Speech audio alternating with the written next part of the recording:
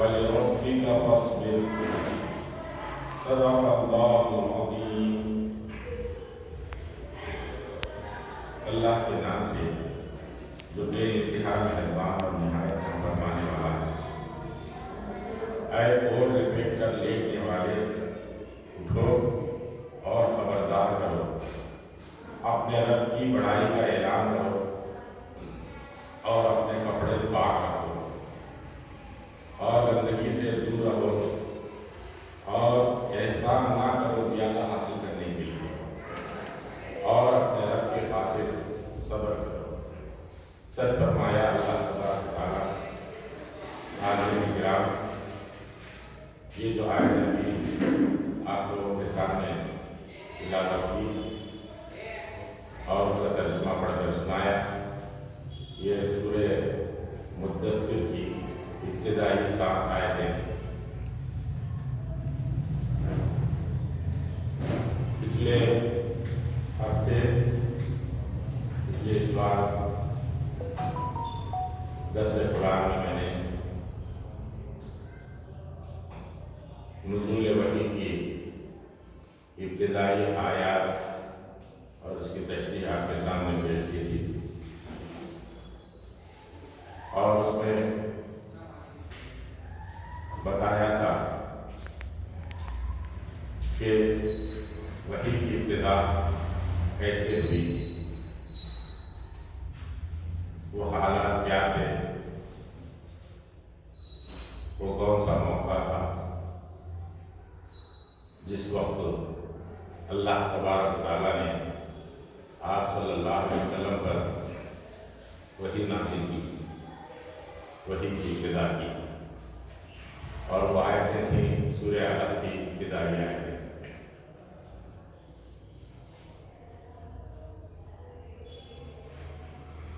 آج جن آیتوں کو میں نے آپ لوگوں کے سامنے پڑھ کر سنایا، یہ ان آیتوں کے بعد کے آیتیں ہیں۔ سورہ مدثر یہ ابتدائی آیتیں، سورہ علق کی جو ابتدائی آیتیں تھیں اس کے بعد یہ نازل ہوئی۔ سورہ علق کی جو آیتیں پہلی مرتبہ نازل ہوئی تھیں،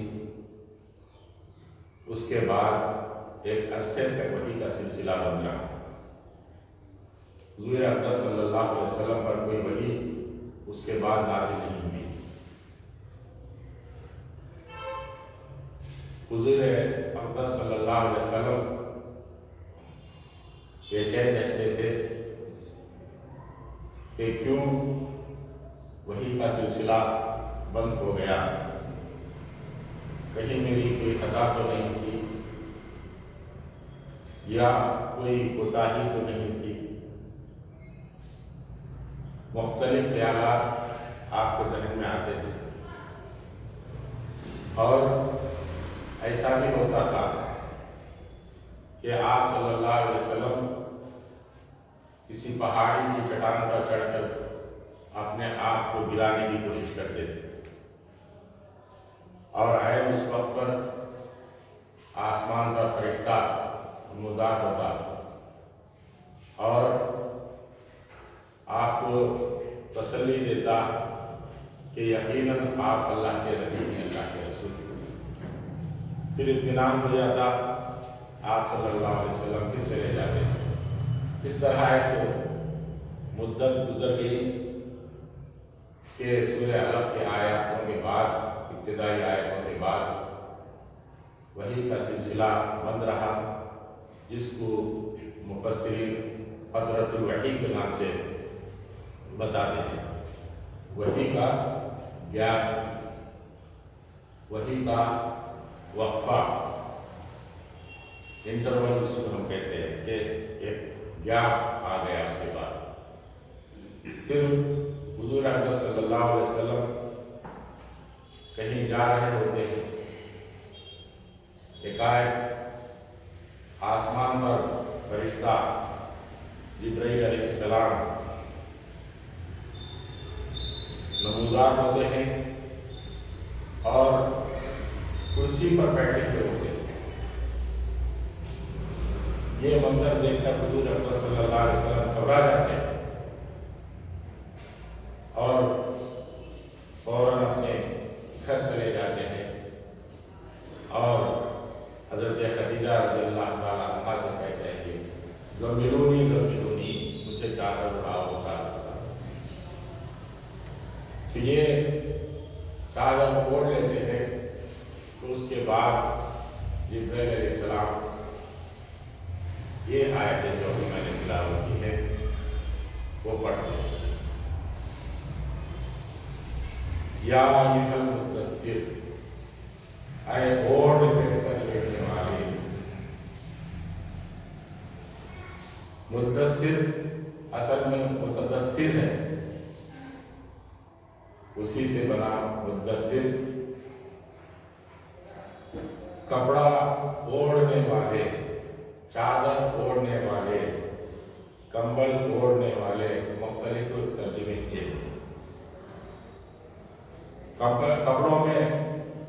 कपड़े में लिपटने वाले, बालापोश और ओढ़ने वाले। बात यह है कि जो चादर ओढ़ी जाती है कपड़ों के अलावा, उसको, उस चादर को, उस चादर ओढ़ने वाले को मुतदस्सिर कहते हैं, मुद्दस्सिर कहते हैं। तो वो चादर ओढ़ कर चाहे वो घबराहट में हो या सर्दी में हो या और किसी वजह से आदमी चादर तान लेता है, तो उस कैफियत को बयान किया गया। अरबी में ये अहले अरब का तरीका है कि अहले अरब जब वो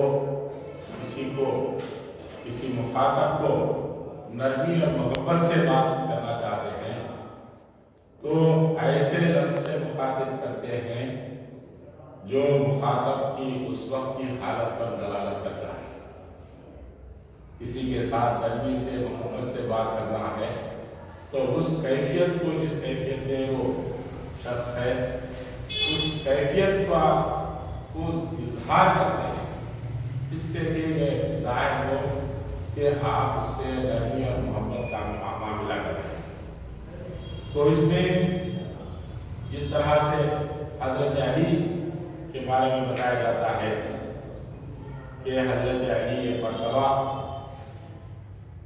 हज़रत फातिमा रज़ियल्लाहु ताला अन्हा से किसी बात पर नाराज़ हो जाते हैं, इसकी तफसीलात अलग हैं, और आप आकर नीचे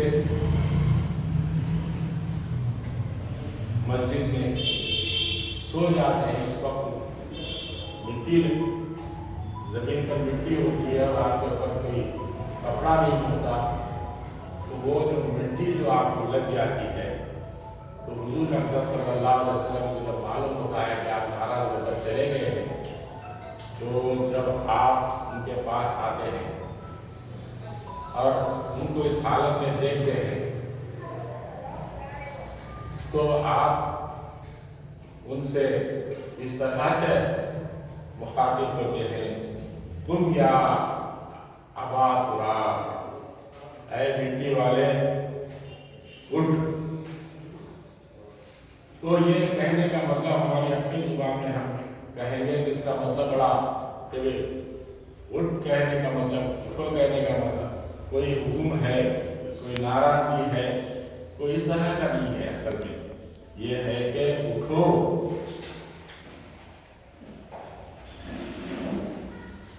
जो चादर ओढ़कर लेट रहे हो तुम उठो और क्या करना है, उनको फांदे डराओ। पहले वही के मामले में सूरह अलग की आयतों के बारे में उसमें कहीं पर कोई हुक्म नहीं था, वहां पर हुक्म था पढ़ने का। जो वही नाजिल हो रही है उसको पढ़ो, इक़रा बिस्मि रब्बिकल लज़ी खलक़। सिर्फ अपने जात तक था, اور کچھ انفارمیشن تھا، کچھ معلومات تھی، لیکن اب یہاں کرنے کا کام بتایا جا رہا ہے۔ وہ اظہار نبوت تھا کہ جس سے ظاہر ہوتی تھی کہ بعد میں آپ نبی چن لیے گئے، آپ پر وحی کا سلسلہ شروع ہو گیا ہے۔ ایک اعلان تھا نبوت کا، ایک اظہار تھا، لیکن اب یہ ذمہ داری کہ اس مقام پر معمور ہونے کے بعد، نبوت کے منصب پر سرفراز ہونے کے بعد، اب تمہارا کام کیا ہے، کیا کرنا ہے، ان آیتوں میں بتایا گیا ہے۔ جیسا کہ پچھلی مرتبہ میں آپ لوگوں کے سامنے بتایا تھا کہ حضرت خدیجہ رضی اللہ تعالیٰ عنہ حضور اکرم صلی اللہ علیہ وسلم کو اپنے جزازات بھائی کے پاس لے کر گئے، تو اس وقت ورقہ بن نوفل ان کا نام ہے، تو ان کو کوئی دعوت پیش نہیں کی ہے کہ میں نبی بنا دیا گیا ہوں، آپ اس پر ایمان لائے، اس طرح کی بات نہیں تھی۔ اس وجہ سے کہ ابھی حکم نہیں ملا تھا کہ تمہیں کیا کرنا ہے، حکم نہیں ملا تھا۔ اب اس آیت میں حکم دیا گیا ہے تمہیں کیا کرنا ہے۔ انذر، ڈراؤ، اٹھو اور ہدایت کرو، یہ کہا گیا، آگاہ کرو، لوگوں کو بتاؤ، ڈراؤ۔ ڈراؤ کا معنی میں اردو میں ڈرانے کا مطلب کسی خوفناک چیز سے ڈرانا، یا کسی کے ظلم سے ڈرانا، یا بہت سارے ڈرانے کے معنی میں استعمال ہوتا ہے، لیکن یہاں پر جو انذار کا لفظ استعمال ہوا ہے اس کا معنی یہ ہے کہ اس کے اندر محبت بھی ہے، شفقت بھی ہے، خیر خواہی بھی ہے، ہمدردی بھی ہے، کہ داعی کا جو کام ہوتا ہے وہ جس حالت میں مدعو ہے اس کو اس حالت سے نکالنا، اس کے انجام بد سے بچانا ہے۔ وہ ناواقف ہے، نہیں معلوم ہے، غفلت کی زندگی گزار رہا ہے، ایسے کو بتانا ہے کہ تم تباہی کی طرف جا رہے ہو، تم اپنے آپ کو تباہ کر رہے ہو۔ ان کو ڈرانا اس طرح کا کہ اس کے انجام بد سے اس کو ڈرانا، کہ تیرا انجام اگر تم اسی حالت میں رہے تو تم ہلاک ہو جاؤ گے۔ تو نبی کا جو کام ہوتا ہے، سب سے پہلا کام وہ یہ ہے کہ لوگوں کو اللہ تبارک و تعالیٰ کا تعارف کرائے اور اس کے مقصد زندگی بتائے، اور اس کو جس حالت میں ہے اس حالت غفلت سے اس کو بیدار کرے اور ہدایت کے راستے پر اس کو لے جائے۔ اسی طرح نوح علیہ السلام کے بارے میں یہی بات آتی ہے، اِنَّا أَرْسَلْنَا نُوحًا إِلَىٰ قَوْمِهِ أَنْ أَنذِرْ قَوْمَكَ مِنْ قَبْلِ أَنْ يَأْتِيَهُمْ عَذَابٌ أَلِيمٌ۔ ہم نے نوح علیہ السلام کو بھیجا ان کی قوم کے پاس تاکہ وہ ڈرائے اپنے قوم کو اس سے پہلے کہ دردناک عذاب آئے۔ اللہ تبارک و تعالیٰ نے اللہ کے نبی صلی اللہ علیہ وسلم کو بتایا، وَأُوحِيَ إِلَيَّ هَٰذَا الْقُرْآنُ لِأُنذِرَكُم بِهِ، اور وحی کی گئی مجھ پر، حضور اکرم صلی اللہ علیہ وسلم پر، هَٰذَا الْقُرْآنُ، اس قرآن کی، تاکہ لوگوں کو ڈرائے اس سے۔ اور پھر یہ بات بھی آتی ہے کہ اللہ کے نبی صلی اللہ علیہ وسلم کو اس کے بعد کے دور میں بتایا گیا، جب دعوت آگے بڑھی تو اس وقت بھی بتایا گیا کہ اب تم کو اپنے قریبی رشتہ داروں کو ڈرانا ہے، وَأَنذِرْ عَشِيرَتَكَ الْأَقْرَبِينَ، جو سب سے قریب ہے رشتہ دار ان کو ڈراؤ۔ تو یہ حکم جب اللہ کے جانب سے نازل ہوا کہ اب قوم کو ڈرانا ہے، تو اللہ کے نبی صلی اللہ علیہ وسلم کی وہ حدیث بھی ہمارے سامنے آتی ہے کہ آپ نے فرمایا لوگوں سے، اللہ کی قسم تم سب بن جاؤ گے جیسے روزانہ سو جاتے ہو، پھر یقیناً تم اٹھائے جاؤ گے جیسے ہر صبح بیدار ہوتے ہو. جس طرح آدمی مرتا ہے اسی طرح موت بھی انشاءاللہ دور آتی ہے. اور جس طرح بیدار ہوتا ہے نیند سے اسی کیفیت میں وہ ایک دن بیدار ہوگا. پھر لازماً تمہارے اعمال کا حساب کتاب ہوگا اور پھر لازماً ضرور بضرور تمہیں بدلہ ملے گا. اچھائی کا اچھائی، برائی کا برائی. یا جنت ہے ہمیشہ کے لیے یا آگ ہے ہمیشہ کے لیے.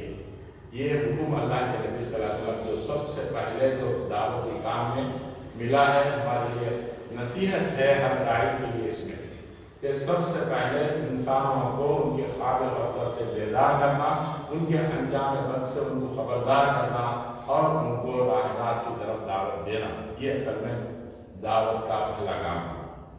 پھر دوسرا وَرَبَّكَ فَكَبِّرْ، اور رب کی بڑائی کا اعلان کرو. مترجمین نے مفسرین میں اس کا ترجمہ مختلف کیا ہے. بڑائی بولو، عظمت بیان کرو، بڑائی بیان کیجئے، اپنے رب کو بڑا کرو. ڈاکٹر اسرار احمد صاحب نے کہا ہے اپنے رب ہی کی بڑائیاں بیان کرو. اس طرح سے مختلف ترجمے اس جملے لکھے ہیں. وَرَبَّكَ فَكَبِّرْ، اپنے رب کی کبریائی بیان کرو. اللہ اکبر یہ زبان سے ادا کرنا ہے، لوگوں کو بتانا ہے کہ دنیا میں سب سے بڑا کوئی ہے تو اللہ تبارک و تعالیٰ. ہم عام طور پر کہتے ہیں کہ فلانا آدمی بڑا ہے، فلانا آدمی بڑا ہے، فلانے منصب کے اعتبار سے فلانا بڑا ہے. اصل میں سب سے بڑا تو اللہ تبارک. اللہ بڑا نہیں ہے، اللہ سب سے بڑا ہے. کوئی حکم ہمیں دیتا ہے تو ہمیں پوچھتے ہیں اس سے تو کس حیثیت سے تمہیں حکم دے رہا ہے. تو یہ کوئی بڑا آدمی کوئی حکم دیتا ہے، کوئی کلکٹر دیتا ہے، کوئی پرائم منسٹر دیتا ہے، فلانا دیتا ہے کوئی حکم کام کرنے کا تو گویا وہ اعلان کرتا ہے کہ میں بڑا ہوں. تو کبریائی جو ہے اصل میں اللہ تبارک و تعالیٰ کی کبریائی ہے. یہ جتنے بھی جو اپنے آپ کو بڑے بنا کر رکھتے ہیں یہ بڑے نہیں ہیں، اللہ بڑا ہے. اللہ کے سوا جو بھی کبریائی کا مدعی ہے، دعویٰ کر رہا ہے یا جن کی کبریائی کا دعویٰ کیا جا سکتا ہے، یہ سب غلط ہے. بڑا تو صرف اللہ تبارک و تعالیٰ ہے. اس کا معنی یہ ہوا کہ حکم دینا والا ہو اطاعت اسی کی جانی چاہیے، اسی کی مرضی چلے گی، اسی کی بات مانی جائے گی، اس لیے کہ وہ بڑا ہے، سب سے بڑا ہے، ہر حیثیت سے بڑا ہے. اسی سے ہمیں یہ بات بھی سمجھ میں آتی ہے کہ انسان جب اپنی کبریائی بیان کرتا ہے، اپنی کبریائی ظاہر کرتا ہے، اپنے آپ کو بڑا سمجھتا ہے، بڑا بن کر دکھاتا ہے تو گویا یہ دنیا میں وہ فساد برپا کرتا ہے. یہ دنیا میں جتنے بھی فساد ہو رہے ہیں اس وجہ سے کہ ہر آدمی اپنے آپ کو بڑا سمجھتا ہے، اپنی مرضی چلانا چاہتا ہے. تو یہ اعلان ہے کہ اب کسی کی مرضی نہیں چلے گی، اللہ کی مرضی چلے گی کہ اللہ تعالیٰ سب سے بڑا ہے. ظہر الفساد فی البر والبحر بما کسبت ایدیہم، یہ انسانوں کی اپنی کمائی ہے کہ زمین اور آسمان میں خشکی اور تری میں فساد برپا ہے. اسی وجہ سے اور پھر اسی تکبیر رب اللہ کی کبریائی سے اسی سے نکلتا ہے اقامت دین، غلبہ دین، اظہار دین، حکومت الہیہ وغیرہ وغیرہ جتنی بھی چیزیں ہیں یہ دراصل اس کبریائی کا مظہر ہے، اس کا اظہار ہے، اس کا نتیجہ ہے. تو یہ پورا نچوڑ ہے ان آیتوں میں کہ اللہ تبارک و تعالیٰ اس دنیا میں کیا چاہتے ہیں، ہمیں کیا کرنا چاہیے، یہ ساری چیزیں اس میں مختصر سے جملوں میں بتائی گئی.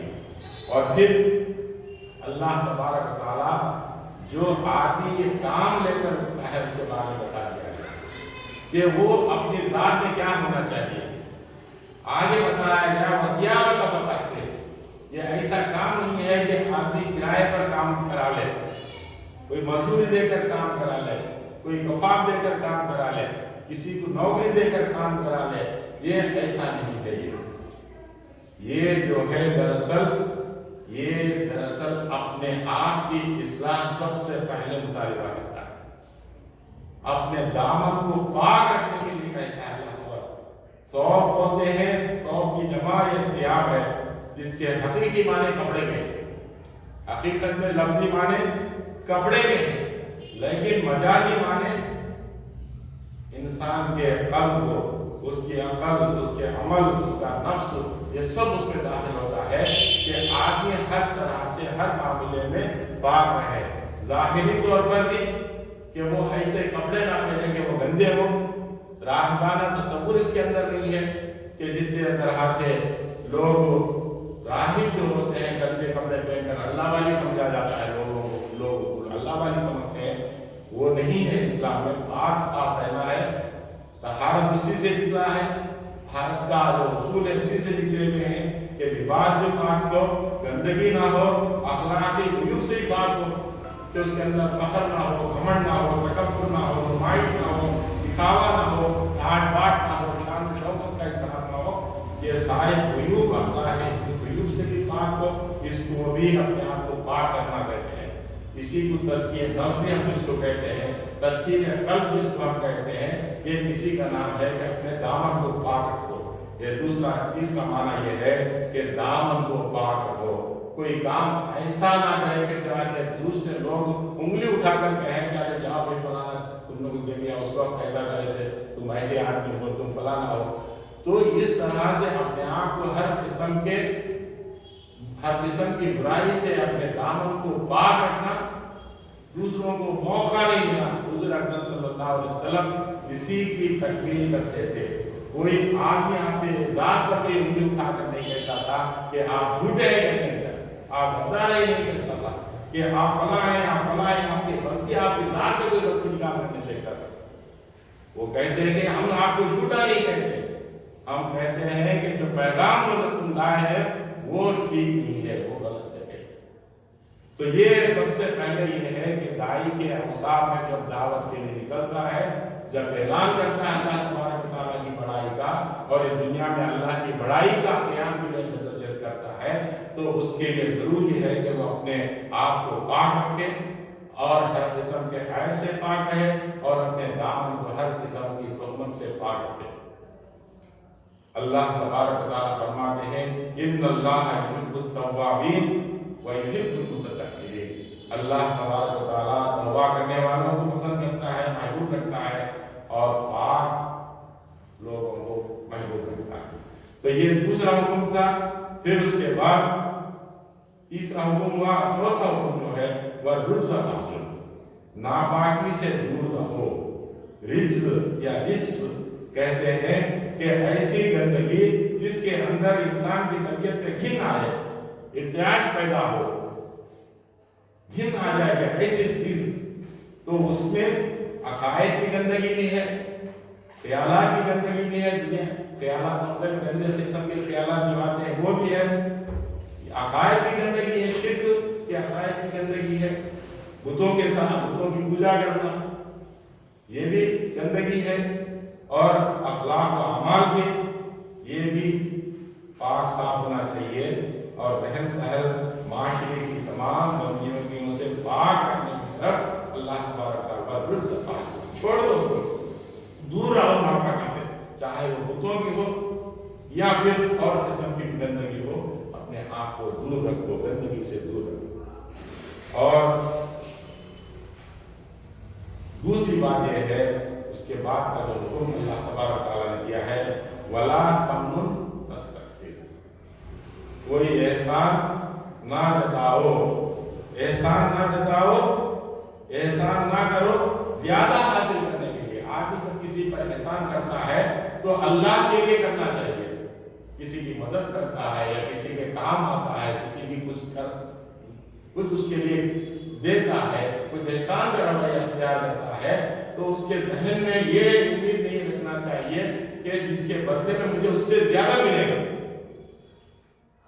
دعوت کے کام میں، دین کے کام میں مسئلہ یہ ہوتا ہے جب آپ لوگ کسی کی خیر خواہی چاہتے ہیں، کسی کو صحیح راستے بتاتے ہیں، کسی کو برے راستے سے روکتے ہیں، تو ایسے میں وہ احسان مند ہو جاتا ہے، اور پھر وہ احسان مند کو کیش کرتے ہیں لوگ مختلف قسم کے تحفے تحائف سے، نظروں سے، نیاز سے وغیرہ تمام چیزوں سے۔ اس طریقے سے یہ امید مت رکھو تم یہ جو دعوت کا کام کرتے ہو یہ کسی پر احسان نہیں ہے، احسان کے بدلے میں کچھ بدلہ حاصل کرنے کے لیے یا اس سے زیادہ حاصل کرنے کی کوشش مت کرو۔ یہ کام جو بھی کر رہے ہیں بے غرضہ نہ کرو، یہ جو بھی کر رہے ہیں اللہ کے لیے کرو، محض اللہ کے لیے، اس کا بدلہ نہ چاہو۔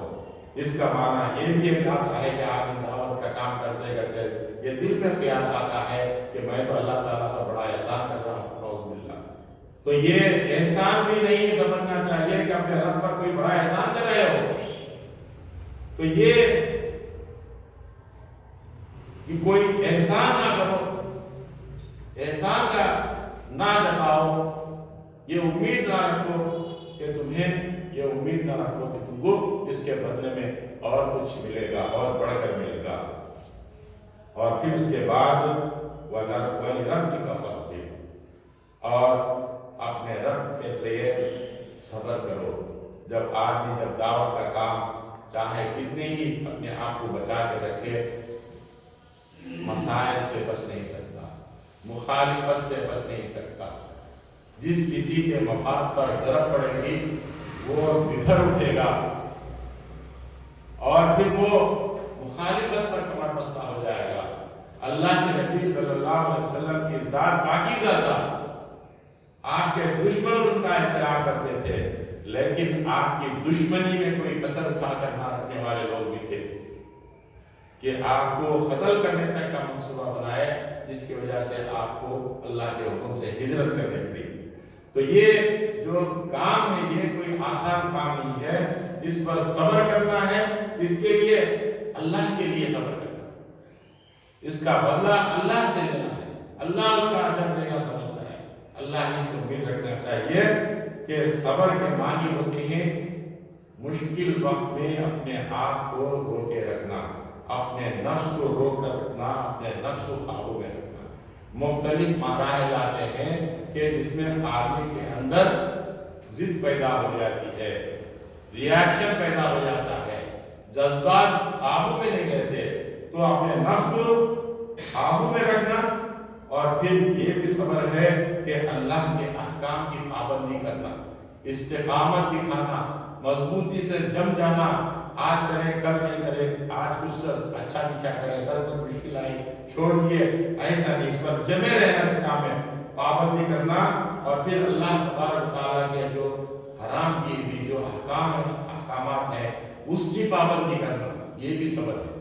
یہ تمام چیزوں کو ملا کر صبر بنتا ہے۔ صبر کا معنی مخالفت میں صبر، ظلم کے مقابلے میں صبر، اور اپنے آپ کو ہر معاملے میں قابو میں، کنٹرول میں رکھنا، اور پھر اللہ تبارک تعالیٰ کے جو احکامات ہیں اس کو بجا لانا، اور اللہ تبارک تعالیٰ کہ جو حرام کی ہوئی چیزیں ہیں اس سے بچنا، اپنے آپ کو روک کے رکھنا، اور جو بھی مسائل، مشکلات اور تکالیف آئے اس میں آدمی جٹ جانا، جم جانا، جڑ جانا، ثابت قدم رکھنا۔ اسی لیے ایک ترجمہ اور ثابت قدم رہو بلکہ بھی کیا ہے ایک مترجم نے، ربی کا فصبر۔